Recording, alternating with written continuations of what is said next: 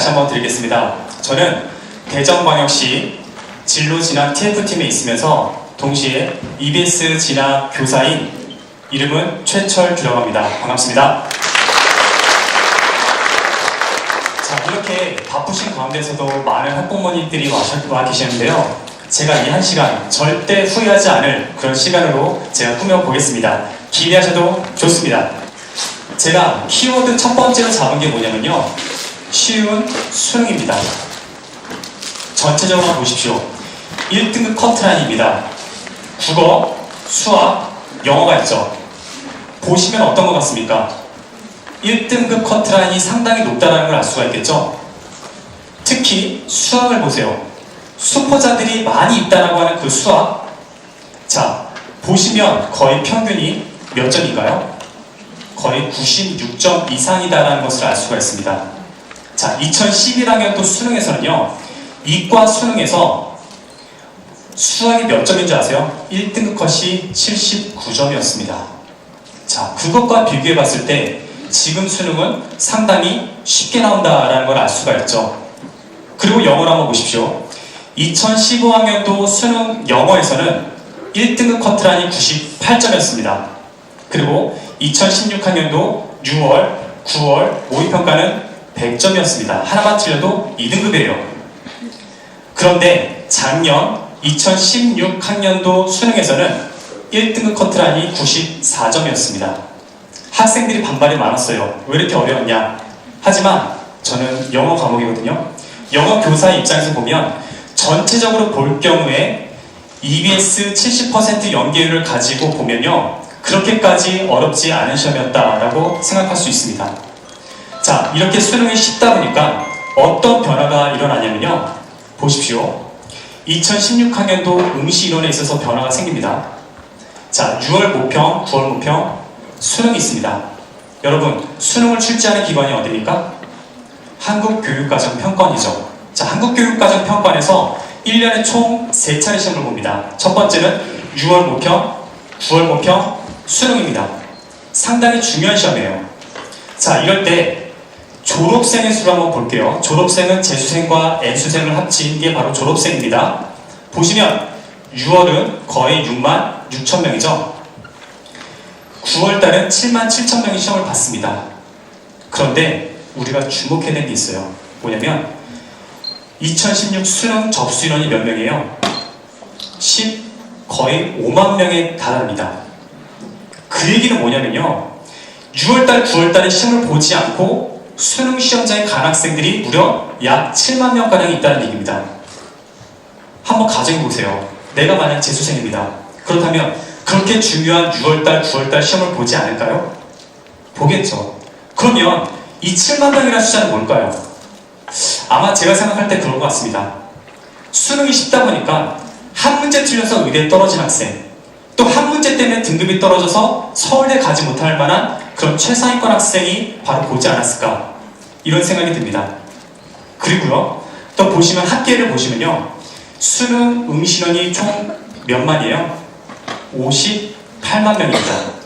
그런데 수시에 접수한 인원, 수시에 응시한 인원을 보면요, 52만 2천 명입니다. 보세요. 수능을 응시한 인원은 58만 명인데 수시에 응시하는 인원이 52만 명이에요. 이 얘기는 뭐예요? 수시는 더 이상 선택이 아니라 뭐다? 필수다라는 걸 알 수가 있습니다. 자, 그렇다면 왜 이렇게 많은 학생들이 수시에 응시를 할까요? 우선 볼게요. 전체적인 기준은요, 수능과 수시와 정시 비중이 7대 3입니다. 즉, 10명의 학생이 있으면요, 7명의 학생은 수시로 대학을 간다는 얘기입니다. 다른 말로 하자면 정시는요, 문이 좁아요.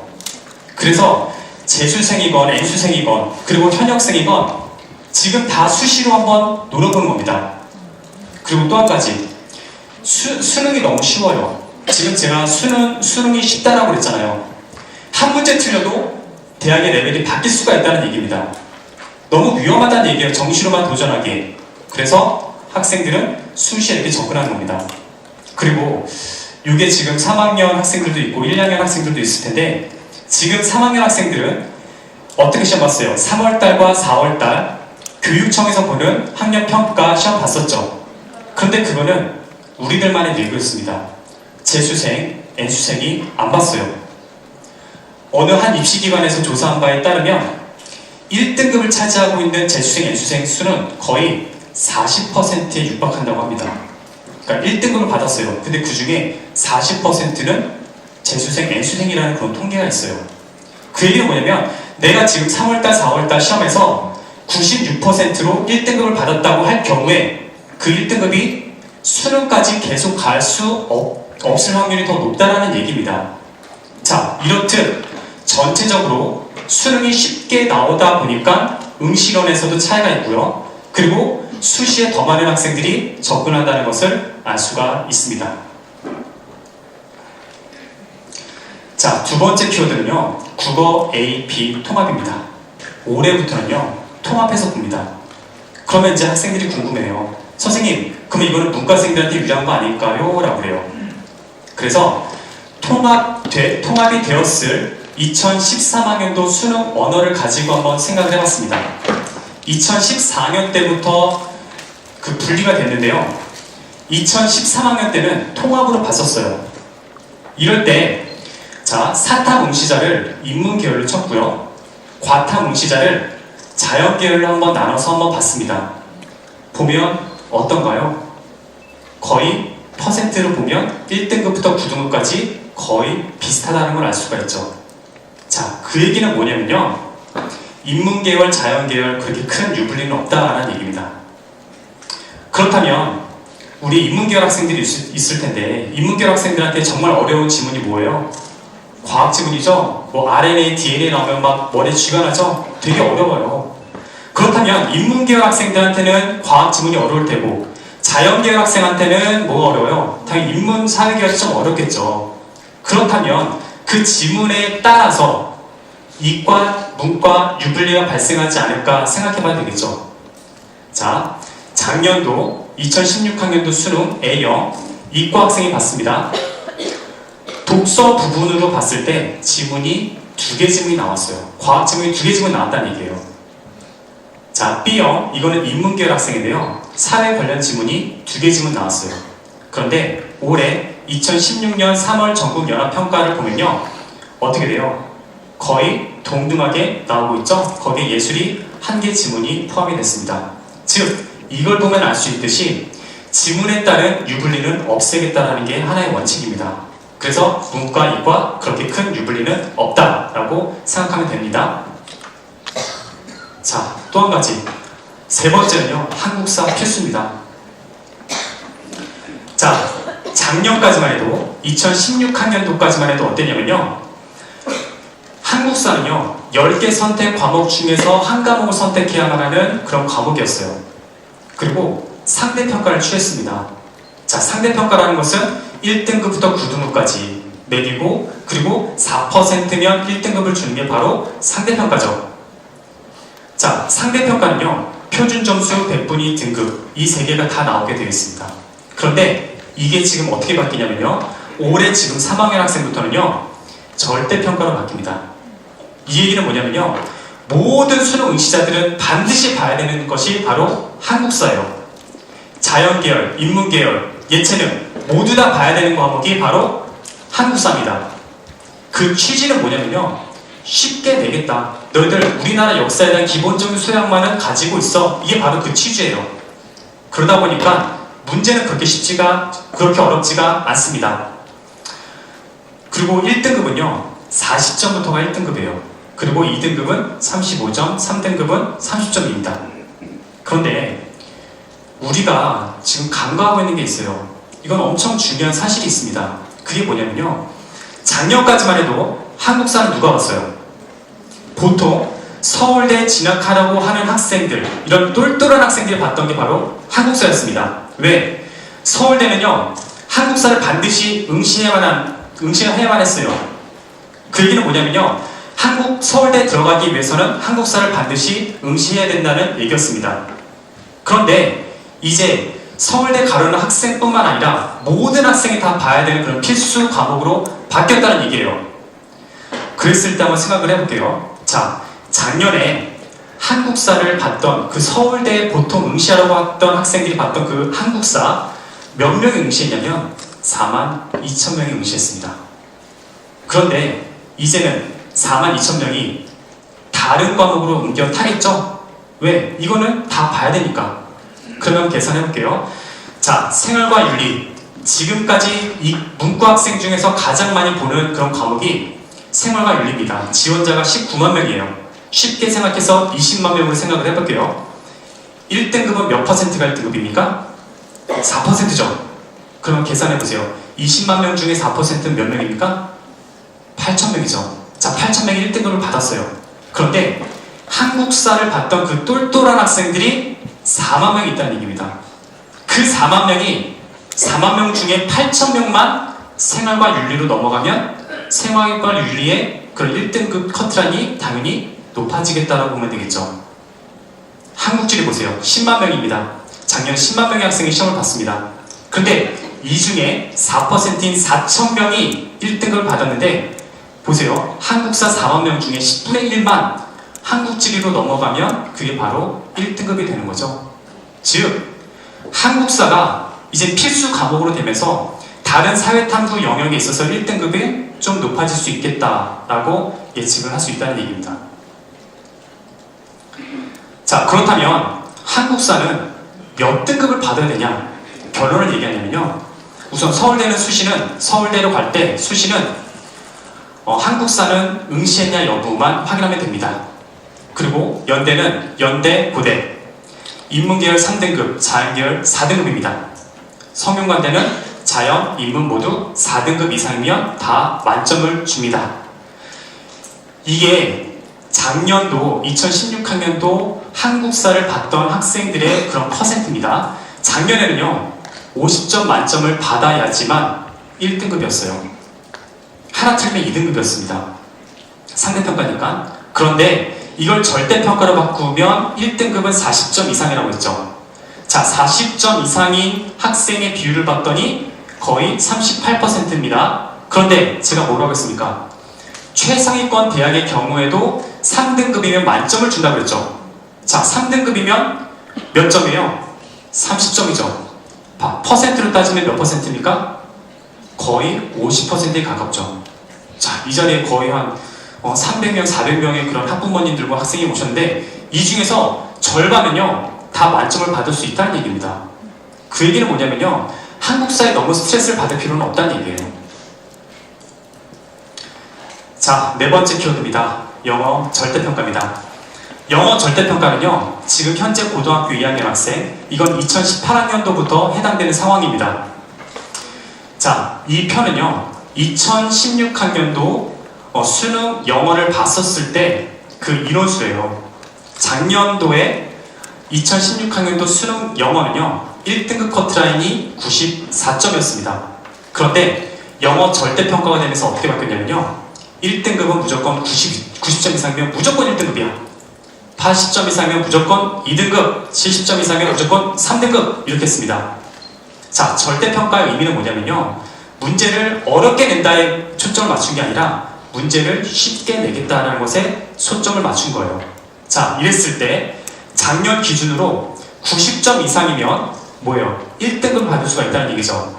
작년에는 상대평가니까 90점이면 2등급이었어요. 그런데 올해부터는 1등급이 된다는 얘기입니다. 그 인원수가 몇 명이냐면 5만 명이에요. 5만 명입니다. 그런데 이걸 한번 볼게요. 2015학년도 수능 영어를 한번 볼게요. 자, 2015학년도 수능 영어는요 참 잘 냈습니다. 개인적인 입장에서 잘 냈어요. 왜냐면요 커트라인이 98점이었고요 웬만큼 변별력 있게 잘 냈습니다. 자, 2015학년도 수능 기준으로 보자면 어떻습니까? 1등급 커트라인은 작년 기준으로 보면요 2만 명이었는데 이제 절대평가 기준으로 보자면 90점 이상이잖아요. 9만 명이 된다는 얘기입니다. 자, 9만 명이라는 숫자를 한번 생각을 해보세요. 많은 숫자일까요? 적은 숫자일까요? 많다면 많고 적다면 적겠죠? 자, 서울 시내에 있는 대학교 입학 정원의 수는 몇 명일 것 같습니까? 내가 서울에 있는 대학을 가고 싶어. 그러면 몇 등 안에 들어야 될까요? 거의 7만 8천 명이 있습니다. 7만 8천 명이 있는데 보세요. 9만 명이 1등급을 받을 수 있다는 얘기잖아요. 그 얘기는 뭐예요? 영어가 1등급을 받지 못하면 서울에 있는 대학에 진학하기가 다소 힘들 수도 있겠다라는 얘기입니다. 자, 그래서 영어 절대평가에 따라서 과연 정시에는 어떤 영향이 있는지 한번 생각을 해봐서요. 자, 정시 한번 생각해 볼게요. 여러분들이 이제 수능 시험을 보면요, 성적표가 나옵니다. 자, 성적표에는 뭐가 표시되어 있습니까? 첫 번째, 표준점수, 대분위, 등급 이렇게 나오죠. 그런데 영어가 절대평가가 되면서 어떻게 바뀌냐면요, 표준점수와 대분위는 나오지 않습니다. 뭐만 나와요? 등급만 나옵니다. 여러분, 정시로 대학을 갈 때는요, 대학교에서 뭘 가지고 평가냐면요, 그 학생의 표준점수와 배분위 또는 변환된 표준점수를 가지고 합산을 해서 나누게 해가지고 그 학생을 선발을 합니다. 등급이 아니에요. 그런데 보세요. 정시는 등급만 나온다는 얘기예요. 그 얘기는 뭐예요? 이제는요, 우리가 흔히 하던 거 있죠. 너 몇 퍼센트 안에 들었어? 저 96%예요. 선생님, 저 어디 가요? 너 인문계열이야? 그러면 서울대 서영고 서성하니까지 가겠네. 그리고 충남대는요, 과마다 다르지만 한 93%면 가겠네. 저 자연계열인데요. 너 그러면 99%까지는 너 돼야지만 의예과 갈 수 있어. 그리고 96%는 서울대 서영고 서성하니 중경외시까지 한번 도전해볼만 해! 라고 얘기했는데요. 이제는 그런 게 없어졌습니다. 왜? 예전에는요, 국영수, 탐구 4개를 가지고 100분위로 나눴잖아요. 근데 이제는요, 영어가 없어졌습니다. 3개를 가지고 학생을 평가해야 된다는 얘기예요. 그 얘기는 뭐예요? 정시 배치표가 이제는 무의미하다는 얘기예요. 되게 중요한 일이에요. 그러다 보니까 대학의 입장은 어떻습니까? 학생을 뽑으려고 했는데 예전에는 4개 과목을 뽑다가 이제는 3개 과목을 뽑아야 된다는 그런 얘기예요. 그럼 대학교에서 부담을 느끼겠죠. 이 학생 진짜 똑똑한 학생 맞아? 부담을 느낀다는 얘기예요. 그러다 보니까 어때요? 고려대에서 먼저 터뜨렸죠? 정신원을 반토막낸 그런 사건이 발생했습니다. 자, 이렇듯이 이게 영어가 절대평가가 되면서 여러 가지 발생하는 그런 현상이 있었다는 얘기입니다. 그리고 보세요. 정시에서요, 서울대가 어떻게 바뀌었냐면요, 영어 2등급부터 마이너스 0.5점이야. 3등급은 마이너스 1점을 줄 거야. 그러면 9등급이면 몇 점이에요? 마이너스 4점이야. 이런 얘기예요. 자, 한번 볼게요. 그런데 서울연고대 이런 대학에 갈 정도의 학생이라면 과연 영어가 2등급이 나올까요? 거의 안 나오겠죠? 2등급이 나온다 하더라도 거의 변별이 없죠? 하지만 수시로 가면 많이 달라집니다. 자, 보세요. 수시에는요, 중요한 게 뭐냐면 수능 최저 학력 기준이라는 게 있습니다. 자, 보면요, 서울대는 작년도 그렇고 올해도 그렇고 내년에도 그렇고요, 서울대 가기 위해서는 지역균형이라는 게 있어요. 자, 지역균형에는요, 수능 최저 학력 기준이 있는데 그게 국영수탐 4개 중에서 3개 중에서 국영수탐 3개 중에서 4개 중에서 3개 학력 2등급을 받아야만 합니다. 그런데 보세요. 이거를 충족시키지 못하는 학생들도 있어요. 그런데 영어가 절대평가가 되면 어떻다는 얘기예요? 영어는 거의 1등급이 된다는 얘기죠. 그러면 국, 영, 국, 수, 탐 이 중에서 2개만 2등급을 받으면 된다는 얘기죠. 자, 외대를 한번 보세요. 자, 국수, 영탐 2개 합 4입니다. 자, 합 4의 의미는 뭐예요? 1 플러스 3도 4고 2 플러스 2도 4란 얘기예요. 자, 영어는 보통 1등급입니다. 그렇죠? 자, 절대평가로 됐을 때 1등급이 될 확률이 높고 국수, 탐 중에 한 과목만 3등급 되면 수능 최저학력 기준에 도달한다는 얘기죠. 즉, 수시로 가면요, 영어는 하나의 전략 과목이 된다라고 생각할 수 있습니다. 자, 다음은 지역인재 특별 전형입니다. 자, 우리는 이제 대전이잖아요. 자, 우리는 대전 학생들한테는 하나의 보너스의 개념이에요. 뭐냐면 지역에 있는 인재들이 자꾸만 수도권으로 가려고 합니다. 그 훌륭한 인재들이 자꾸만 우리 지역을 빠져나가는 거예요. 그러다 보니까 다른 데로 가지 말고 그냥 우리 지역에 있는 학교에 가서 우리 지역의 발전을 위해서 좀만 더 노력해줘 라고 만들어진 게 뭐냐면 지역인재 특별 전형입니다. 보시면 거의 모집 인원 대비 비율이 높아지는 걸 알 수가 있죠. 그래서 학생들한테 얘기를 하면 그래요. 자, 지역인재 특별 전형은 대전에 있는 그런 대학교뿐만 아니라 보세요. 대전, 충남, 충북, 세종 이 대학도 쓸 수 있다는 겁니다. 알겠죠? 자, 충남대 볼게요. 충남대는 어디 있어요? 그 위에 있잖아요. 그 얘기는 뭐냐면요. 충남대는 대전, 충남, 충북, 세종에 있는 학생들도 쓸 수 있다는 얘기예요. 자, 의대에 가려고 하는 학생들한테는 좀 더 주의 깊게 봐야 되는 것 중에 하나가 뭐냐면 의예과입니다. 자, 의예과를 가려고 하는 학생들은 지역인재 특별전형을 이용하면 조금 더 문이 넓습니다. 지금 뽑고 있는 게 뭐예요? 을지대, 관양대죠. 그리고 충북대도 뽑습니다. 우리 대전 지역에 있는 학생들은 충북대 쓸 수 있죠? 예, 그렇게 의예과를 쓸 수가 있고요. 더군다나 이제 의전원에서 학부로 넘어가면서 모집 인원을 지금 넓히고 있습니다. 자, 다음은 학생부 교과 및 학생부 종합전형입니다. 여러분들이 좀 지루하실까봐 제가 이 SNS 시집을 한번 준비해봤어요. 이건 하상욱 씨라는 분이 길게도 아니고 아주 짧게 시집을 만들었습니다. 그런데 이거는 제목이 재밌어요. 자, 연락하지 않겠다고 다짐하고 다짐해도 제목이 뭘까요? 야식집이에요. 근데 이건 볼게요. 나의 진짜 모습, 너의 진짜 모습 사라졌어. 볼까요? 포토샵이에요. 자, 그런데 여러분 볼게요. 이제는 학생부 종합전형 상당히 중요하다는 얘기 많이 들었죠.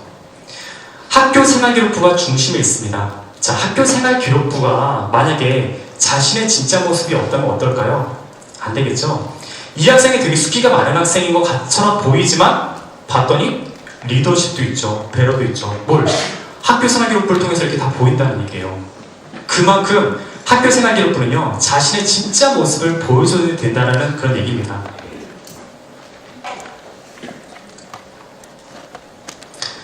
자, 이명박 정부 때는 어땠냐면요, 대학 입시가 너무 복잡했어요. 무려 전형이 3,189개나 됐습니다. 우리 학교 선생님뿐만 아니라 우리 그 대학교 총장님까지도 우리 대학에 무슨 전형이 있는지도 모를 정도로 상당히 많았어요. 그런데 박근혜 정부가 출범하면서 어떻게 바뀌었냐면요, 대학 입시 간소화 방안이라는 것을 추진하게 됐고요. 그리고 수시는 4개만 하자. 즉 학생부 교과, 종합, 논술, 실기로만 하자. 정시는 수능, 실기로만 하자. 이렇게 간소화를 시켰습니다. 얼마나 감사한지 몰라요. 그랬더니 학생들이 질문합니다. 선생님, 수시는 6장 쓰고 정시는 가나다 3장 쓰는 거 아닌가요? 맞죠. 수시는 6장을 쓰고요, 정시는 3장을 쓰는 게 맞습니다. 이거는요, 그냥 전형 요소란 얘기예요. 자, 보세요. 2017학년도 대입전형 시행계획을 대교협에서 이미 발표를 했습니다. 언제 발표했냐면 2015년 5월 초에 발표를 했어요. 뭐라고 나옵니까? 첫째 줄 보면 전체 모집 인원은 감소한다. 여러분, 왜 전체 모집 인원이 감소할까요? 학생 수가 줄어드니까 감소해야 된다는 얘기예요. 그리고 두 번째 보면 수시 모집 선발 비중은 증가한다 이랬죠. 이미 2015년에 이런 발표가 있었습니다. 그리고 두 번째 줄 보세요. 수시는 학생부 위주, 정시는 수능 위주의 선발을 정착시켜라. 자, 여러분, 수시로 가기 위해서는 뭘 준비해야 된다는 얘기예요? 학생부 위주의 전형을 준비해야 된다는 게 나오죠? 정시는 수능이다. 이런 것을 정착시켜라 라는 말을 했습니다. 그런데 2018학년도 대입전형 시행계획이 저번 달 4월 28일 날 발표가 됐는데요. 여기에는 뭐라고 나오냐면요. 자, 첫째 줄로 갔습니다. 전체 모집 인원은 감소하고 수시 모집 선발 비중은 증가한다. 두 번째 줄 볼게요. 수시는 학생부 위주, 정시는 수능 위주의 선발을 안착시켜라. 자, 아까 전에 무슨 말 했어요? 정착이란 말 썼는데 이제는 안착이란 말 썼습니다. 자, 안착이 가지고 있는 의미는 뭐예요? 이제는 안정화해라. 누구도 흔들지 못하게 해라. 이 얘기는 뭐냐면요, 지금 고등학교 2학년 학생들은 무조건 수시를 가겠다. 그러면 학생부 위주로 가야 된다는 얘기예요. 학생부를 준비해야 된다는 얘기입니다. 알겠죠? 그래서 이 수시 전형이 계속해서 증가하는 걸 알 수 있어요. 자, 2017년에도 수시 전형 많이 뽑죠? 근데 2018년에는 대폭 늘어났습니다. 보세요. 제가 그래서 이제 어느 한 검색창에 한번 써봤습니다. 2018 학종. 자, 학종이라는 것은 학교생활, 학생부 종합전형의 줄임말, 학종이라는 걸 써봤어요. 그랬더니 무려 4만여 건의 그런 검색 결과가 나왔습니다. 그 중에 보세요. 2018 본격 학종시대 개막, 고대 성황대 급등, 연대 성대 합류. 이게 지금 바로 학생부 종합전형을 뽑는 그런 퍼센트예요. 상당히 많죠. 많이 뽑는다는 얘기입니다. 자, 그럴 때 한번 보세요.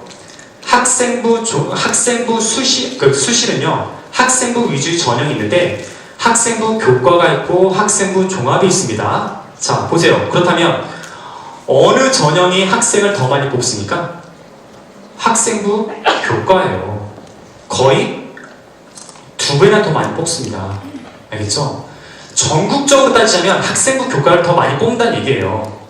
하지만 서울 15개 대학을 한번 보면요, 학생부 종합과 학생부 교과 비교해봤더니 거의 학생부 종합이 교과보다 4배 이상이나 많이 뽑는다는 걸 알 수가 있어요. 즉, 본인의 자녀가 또는 내가 서울에 있는 주요 대학에 가고 싶다. 그러면 뭘 준비해야 된다? 학생부 종합전형을 준비해야 된다는 얘기입니다. 자, 지금부터 본격적으로 학생부 교과전형과 학생부 종합전형에 대해서 설명해 드릴게요. 자, 먼저 학생부 교과입니다.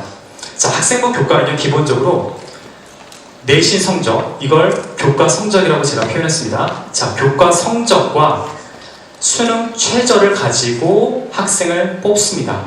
즉, 본인의 내신 성적과 자신이 수능을 봐서 일정량의 그런 수능 점수가 나오면 뽑힌다는 얘기입니다. 그런데 대학마다 약간씩 꼼수를 부립니다. 저기 농어촌 시골 지역에 있는 그런 학생들과 저기 잘하는 학교 대도시에 있는 학생들 간의 그런 1등이 같은 1등이 아니잖아. 그렇게 생각을 한다는 얘기예요. 그래서 뭘 추가시키냐면요, 면접을 추가시키기도 하고요, 또는 비교과 영역을 추가시키기도 합니다. 그런데 보세요. 여러분 자녀들, 그리고 이제 우리 수험생들은 아마 이제 8월달 되면 담임 선생님하고 상담을 할 겁니다. 자, 담임 선생님하고 상담을 하면서 담임 선생님들은 나름대로 그 자료가 있습니다. 그럼 그 자료를 토대로 해서 학생을 상담을 해주는데, 예를 들어서 이 학생이 내신이 3.0입니다. 그런데 이 학생이 어느 대학 무슨 과를 가고 싶어요. 그래서 선생님이랑 상담을 합니다. 근데 그 대학 그 과는요, 작년 기준 2.5등급은 합격했고 2.6부터 다 떨어졌습니다. 그러면 이 학생은 지원할 수 있습니까? 없습니까? 없죠. 자, 학생부 교과는요, 예측이 가능해요. 왜냐면요, 정량적인 평가입니까? 정성적인 평가입니까? 정량적인 평가예요. 자, 학생부 교과는 뭐다? 정량적인 평가입니다. 정량적인 평가라는 건 뭐냐면 그 자신의 그런 성적, 내신 성적을 컴퓨터에 넣습니다. 그리고 그 컴퓨터가 1등부터 꼴등까지 쫙 매깁니다. 그리고 상위 몇 %까지 너희들은 1차 합격, 이렇게 하는 게 바로 정량적인 평가입니다. 그러다 보니까 역전이 일어나기가 힘들다는 얘기예요. 그걸 또 다른 말로 하자면요, 3.0인 학생은 2.5 됐던 그 과에 지원할 수가 없다는 얘기입니다. 거의 지원을 안 하죠. 그만큼 예측이 가능하고요, 안정적인 그런 지원이 가능하다는 얘기예요. 만약에 본인이 2.3이다. 그러면 지원해 볼 만하잖아요. 하지만 보세요. 학생부 교과는 매우 촘촘합니다. 왜요? 다 고만고만한 학생들이 몰려있을 거 아니에요. 그걸 다시 말씀을 드리자면, 학생부 교과, 즉 내신 성적 플러스 면접이 있거나 아니면 내신 성적 플러스 비교과가 있으면요, 면접과 비교과는 학불에 영향을 미칠 정도로 아주 중요한 요소가 됩니다. 왜냐하면 촘촘하니까. 알겠죠? 자, 그렇다 보니까 경쟁률은 어떠냐면요, 낮습니다. 왜? 충분히 예측 가능하니까. 도전하지 않는다는 얘기예요. 하지만 충원 합격률은 높습니다. 왜냐? 자, 학생부 교과 전형은요, 기본적으로 수능 최저가 있습니다. 그런데 많은 학생들이 수능 최저를 못 맞추는 경우가 있어요. 그래서 불합격되는 경우가 있다는 얘기입니다. 또 학생부 교과를 지원하는 학생은 그것만 지원하는 게 아니라 학생부 종합전형에도 지원하게 되어 있습니다. 그런데 학생부 종합전형으로 지원하는 학교는 보통 학생부 교과보다는 더 좋은 학교, 본인이 원하는 학교에 더 진학하는 경향이 있어요. 그러다 보니까 학생부 교과에서 합격한 그 대학을 버리고 다른 대학을 갈 수가 있죠. 그래서 충원 합격률이 높다는 얘기입니다. 그리고 학년별 반영 비율을 따져야 됩니다. 자, 보세요. 보통의 대학교가 1학년 때 내신 성적 20%, 2학년, 3학년 각각 40%의 그런 퍼센트를 두고 있습니다. 그렇다면 볼게요. 1학년 1학기 내신 성적 몇 퍼센트 들어갈까요? 10%죠? 20%가 아니죠? 반토막 내야 되잖아요. 그쵸? 자, 그렇다면 2학년 1학기는 몇 퍼센트 들어갑니까? 20%가 들어간다는 얘기입니다. 그렇다면 마지막 3학년 1학기는요? 40%예요. 왜?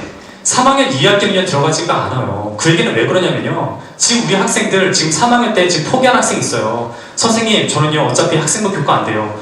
그래도 한번 해봐. 40%나 들어갈 수 있잖아. 한번 해보라는 얘기예요. 포기하지 말라는 얘기입니다. 그리고요 반영 교과를 확인해야 됩니다. 우리 2학년 학생 중에 어떤 학생이 문과 학생인데 그 학생이 그래요. 선생님 저는 문과니까 집중이 수지를 왜 물리하는지 모르겠습니다. 저 물리 그냥 포기할래요. 맞아요? 틀려요?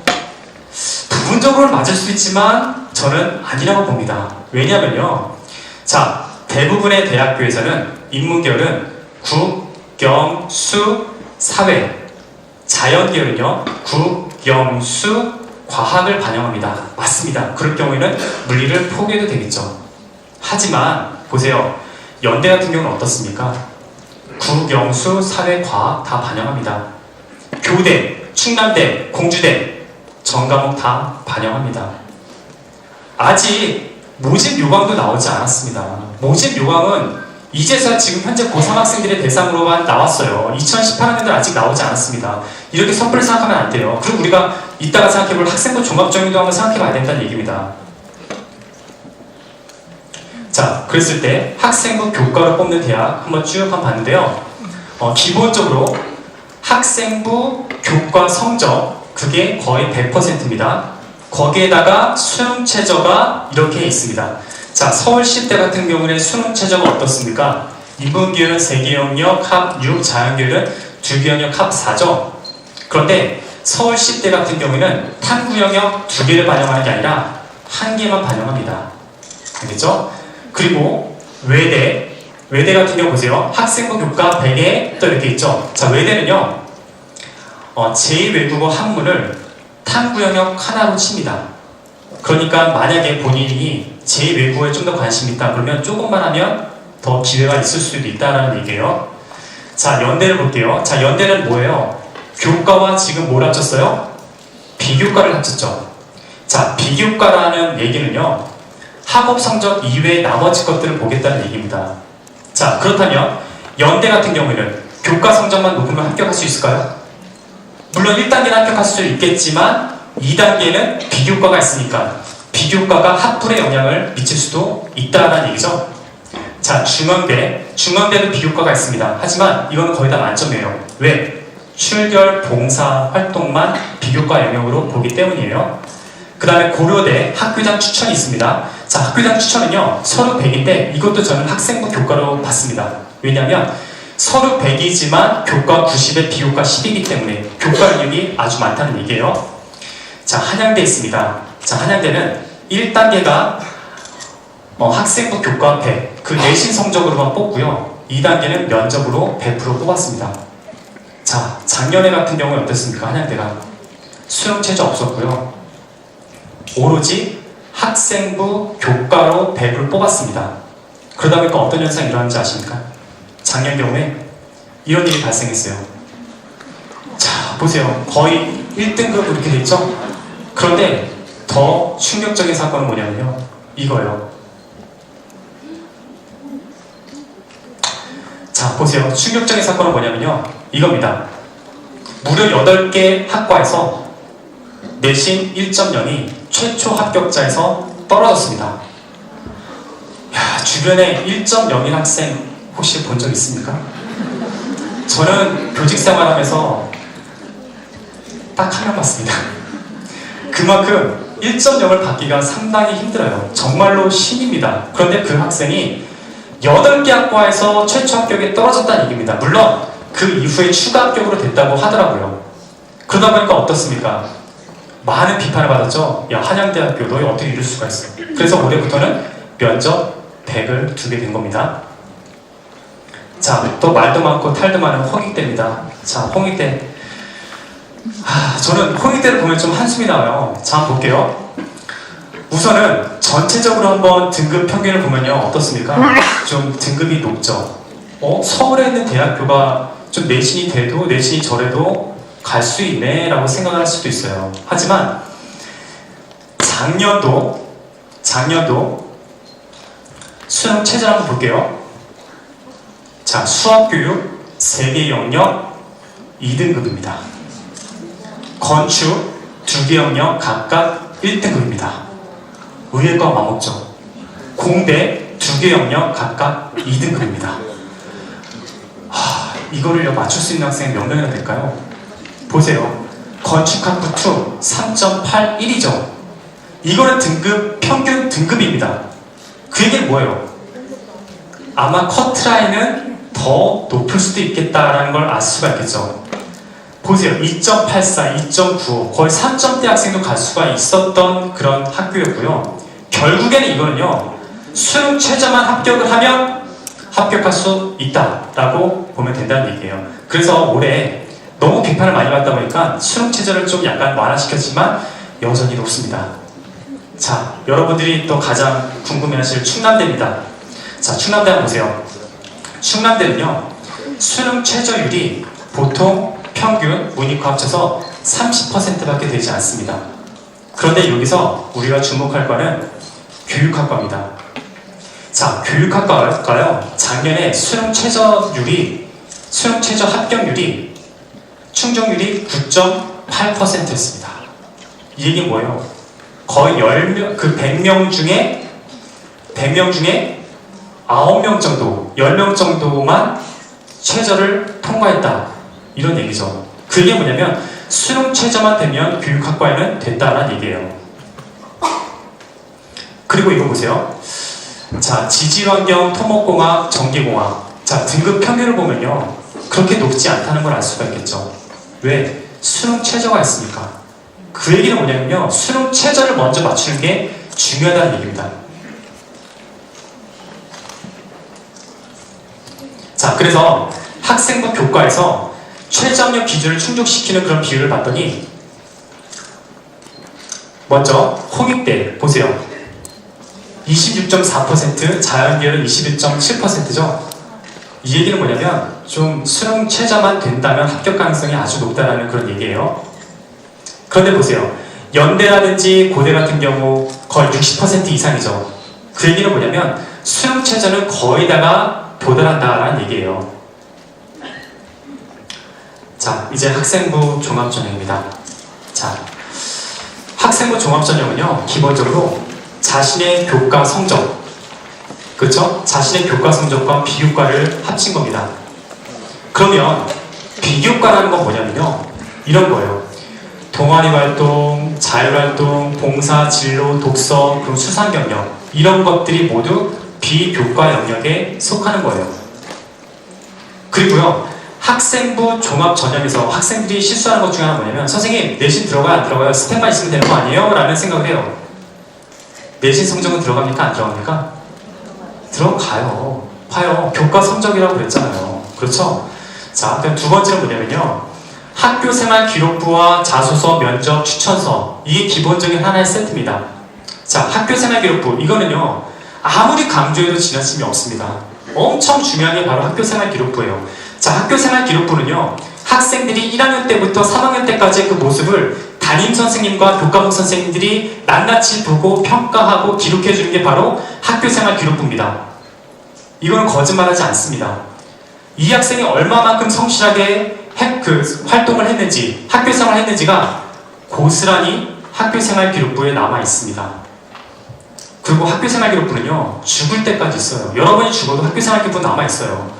되게 중요하다는 얘기예요. 그런데 학교생활 기록부를 이제 학생들이 한번 점검할 때가 있어요. 왜 한번 점검하냐면요, 본인이 했는데 선생님이 못 써주신 경우가 있어요. 그럴 때는요, 대충 보면 안 돼요. 특히 우리 남학생들은 대충 보면서 선생님 괜찮아요 하면서 그냥 다시 드리는 경우가 있는데 꼼꼼하게 살펴봐야 됩니다. 내가 한 활동이 제대로 기록이 되어 있는지. 그러면 기록이 되어 있다면 선생님께 말씀을 드려야 되겠죠. 선생님 저 이거 누락됐습니다. 기록해 주세요 라고 반드시 말씀을 드려야 돼요. 없는 내용을 쓰는 것은요 거짓이잖아요. 그런데 한 내용을 쓴 거는요 괜찮다는 얘기예요. 자, 그 다음에 이제 자소서입니다. 자, 자기소개서는요 기본적으로 학교생활 기록부를 토대로 쓰는 게 바로 자기소개서입니다. 자, 그 다음에 이제 면접입니다. 자, 면접은요 저도 모의 면접을 한번 해봤더니 학생들을 확실히 알 수 있어요. 아, 이 학생은 전공 적합성이 높아. 그리고 이 면접을 볼 때는 보통 학교생활 기록부와 자기소개서에 나와 있는 내용이 정말로 얘가 그렇게 활동을 했는지 그 여부를 확인합니다. 예를 들어서 이 학생이 동아리 활동을 했어요. 정말로 너가 이런 동아리 활동을 했어? 어떤 활동을 했어? 집요하게 물어봅니다. 만약에 독서를 했습니다. 그렇다면 그 책에 관련된 내용을 물어봅니다.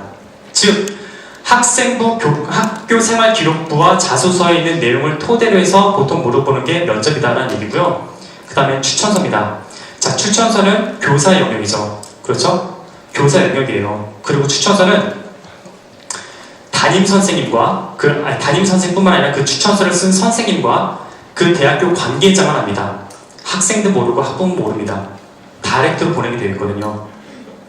추천서는요 평가 요소에는 들어가지 않습니다.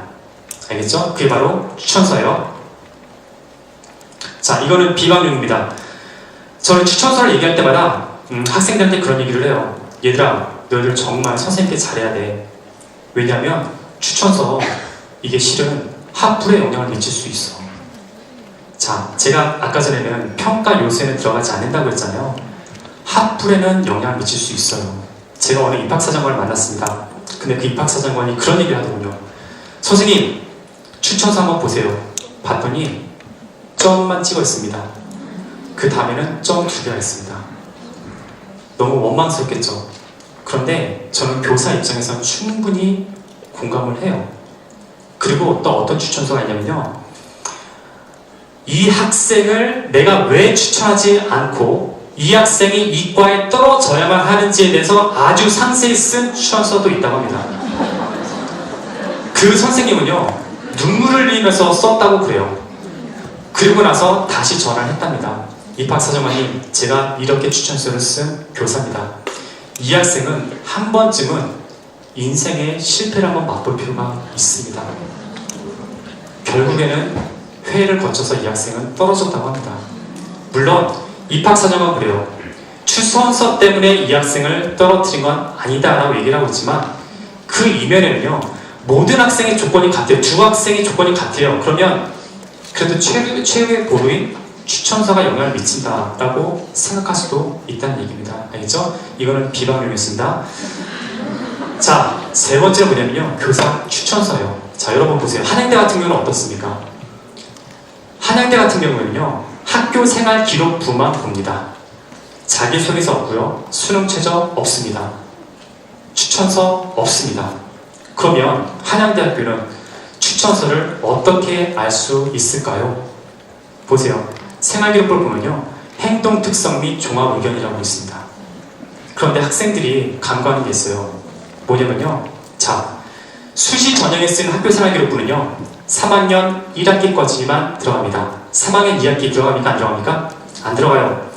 담임선생님이 써주시는 행동특성 및 종합의견 들어갈까요? 안 들어갈까요? 3학년 선생님이 써주시는 것은 들어가지 않습니다.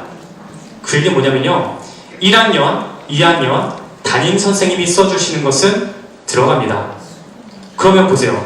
1학년, 2학년 담임선생님은 이 학생이 내일 모레 대학에 들어갑니까? 아니죠. 좀 있는 그대로 사실적으로 쓰는 것 같으면서도 좀 약간 그렇게 쓸 수 있겠죠. 그러니까 여러분 1학년, 2학년 학교 생활을 잘 하셔야 된다는 얘기예요. 그 선생님이 쓰시는 행동특성 및 종합의견이 곧 추천서다 이런 얘기입니다. 그러니까 학생들 좀 저는 이해가 안 가는 것 중에 하나 뭐냐면요, 선생님한테 말대꾸를 하고 대들고 그런 학생들 있잖아요. 그러지 않도록 좀 해주세요. 정말 잘해야 돼요. 선생님께 정말 몸과 마음을 다해서 잘해야 된다는 얘기입니다. 알겠죠? 이것도 비방용이지만 여러분 그 선생님들 추천서 써주시잖아요. 그럼 우리 학생들한테 좀 교육 좀 시켜주세요. 추천서 쓰는 게 무지 힘듭니다. 특히 이과 계열 선생님한테는요 되게 힘들어요. 그런데 선생님 이건 당연히 선생님이 써주시는 거니까 선생님 좀 써주세요 라면서 가요. 그러면 선생님은 뭐 써주시겠죠. 근데 그 학생이 전혀 아니면 점 하나만 찍겠죠. 본인이 생각할 때 나를 가장 잘한다, 그리고 나를 정말로 잘 인정해 주시는 분이 계신다 그러면 굳이 3학년 담임 선생님이 아니더라도 상관없습니다. 그 선생님께 가서, 다른 선생님께 가서 부탁을 하세요. 그 부탁할 때 그냥 빈손으로 가지 말고요. 피터 500 있잖아. 거기 좀 훨씬 써가지고 선생님 정말 감사합니다. 부족한 저를 지금까지 이럴 수 있으면 감사. 이런 거 있잖아요. 뭐 뻔한 얘기지만 그런 거 좀 쓰라고 좀 해주세요. 알겠죠? 자, 이제는 네 번째입니다. 자, 학업 역량 그리고 전공 적합성이 높다면 한번 지원해볼 만하다. 자, 학업 역량이라는 건 뭐냐면요, 거의 자신의 내신 성적, 그리고 그 내신 성적을 뒷받침해주는 많은 활동들을 얘기하는 거예요. 자, 이거는요 몇 개 대학이 이제 공통 평가 요소라고 해서 만든 게 있습니다. 첫 번째가 학업 역량, 전공 적합성, 인성, 발전 가능성이에요. 자, 이 중에서 가장 중요하게 생각되는 부분이 뭘 것 같습니까? 네, 학업 역량입니다. 자, 학업 역량은 단순하게 내신 성적 이렇게 보면 안 된다는 얘기예요. 자, 내신 성적이고요. 그 밑에 그 교과목별로 선생님들이 써주시는 란이 있습니다. 교과목 세부 능력 사항이 있어요. 그게 상당히 중요합니다. 즉, 교과목 선생님들이 이 학생은 이러하기 때문에 훌륭합니다. 우리 수업 시간에도 이러이러한 활동을 했고요. 그래서 이렇게 써주시는 것들이 있습니다. 상당히 중요하다는 얘기예요. 그리고 자신의 학업과 관련된 여러 가지 그런 활동들, 예를 들어서 창체, 독서, 이런 모든 것을 총체적으로 본 게 뭐냐면 학업 역량이란 얘기예요. 자, 그래서 학생부 종합전형을 한번 봤더니 보통의 대학은요 1단계가 서류 100입니다. 자, 서류 100이라는 의미는 뭐냐면요, 학교생활 기록부, 추천서, 면접, 그 다음에 뭡니까? 자기소개서. 이게 거의 서류라고 생각하시면 돼요. 알겠죠? 자, 서류 100을 취하는 대학교, 대다수의 학교가 있습니다. 그리고 2단계로는 면접이 들어가죠. 그리고 건국대, 시립대 같은 경우는 어떠냐면요, 1단계가 서류고 2단계는 면접입니다. 그리고 그 외 대학은 교과와 서류를 합치기도 하고요. 또 서류와 면접, 그리고 서류 100으로 보는 대학도 있고요. 그리고 한양대 같은 경우는 학생부 종합평가 100으로 보고 있습니다. 즉, 학교 생활 기록부만을 가지고 평가한다는 얘기예요. 자, 그래서 먼저 경희대를 한번 살펴보겠습니다. 자, 경희대의 학생부 종합전형에 주요하게 나오는 게 뭐냐면요, 네오 르네상스 전형하고 학교 생활 충실자 전형입니다. 자, 학생들이 그렇게 얘기를 해요. 선생님, 저 내신이 한 2.0인데 저 그냥 아무데나 지원해도 되겠죠? 아니에요. 먼저 얘야, 먼저 모집 요강을 좀 찬찬히 한번 봐봐. 그런 얘기를 합니다. 왜? 보세요. 네오 르네상스 전형은 3배수로 먼저 서류 100을 뽑습니다. 자, 서류 100이라는 의미는 뭐예요? 학생부, 자소서, 면접, 추천서가 거의 이렇게 같이 간다고 그랬잖아요. 물론 그 중에 뭐 면접을 안 볼 수도 있고요. 뭐 여러 가지 있지만 아무튼 서류를 본다는 얘기예요. 서류라는 것은 학교생활 기록부를 본다는 얘기입니다. 자, 학교생활 기록부를 보는데 이걸 100으로 보고요. 2단계는 면접 30이 있어요. 그런데 학교생활 충실자는 뭐냐면 교과 60, 그렇죠? 그 다음에 서류 40입니다. 자, 교과라는 얘기는 뭐예요? 내신이죠? 자, 내신은 60을 반영한다는 얘기입니다. 자, 그렇다면 본인이 내신이 좀 비교과 영역보다 더 좋아요. 그러면 어떤 전형을 가야 돼요? 학교생활 충실자로 가야 되겠죠.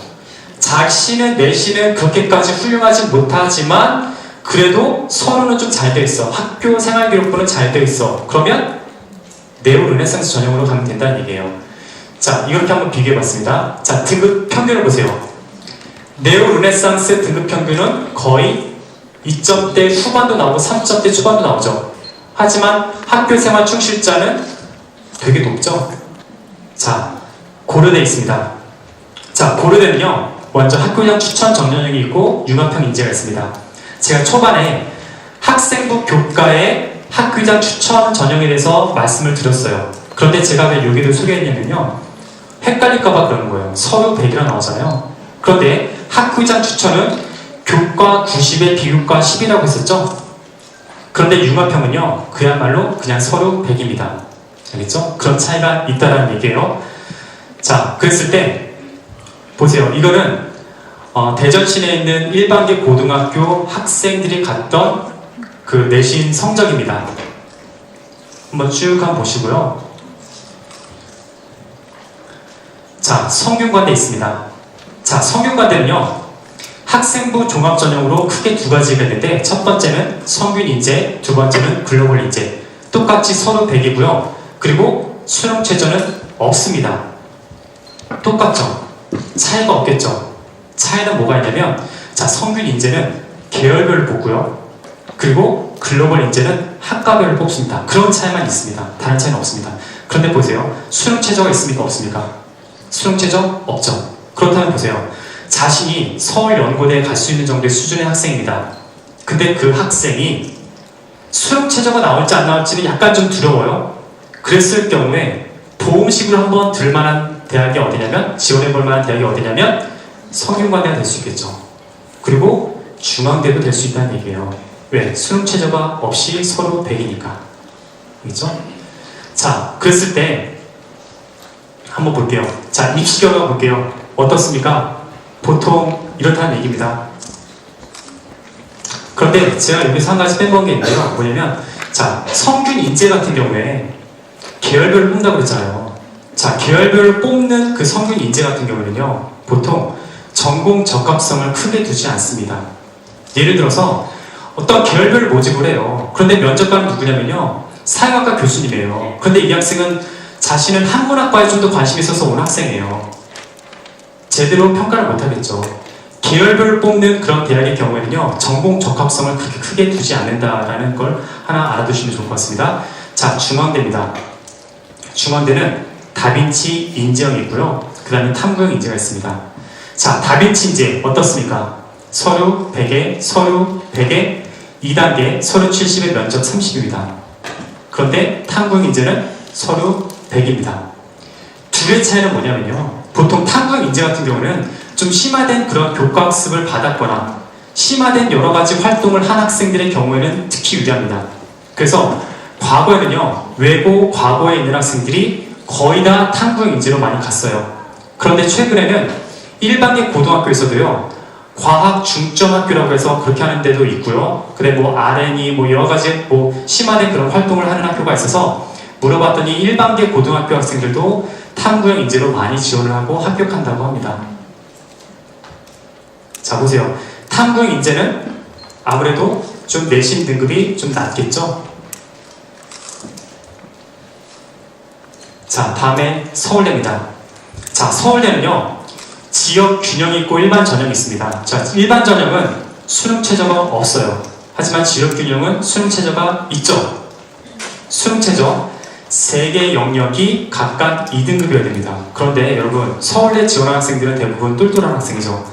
각 학교에서 내노라 하는 학생들이 다 서울대 지원합니다. 그런데 그 수능 최저를 합격한, 수능 최저를 충족시키는 그 비율이 70%라고 합니다. 30%는 충족을 못 시킨다고 해요.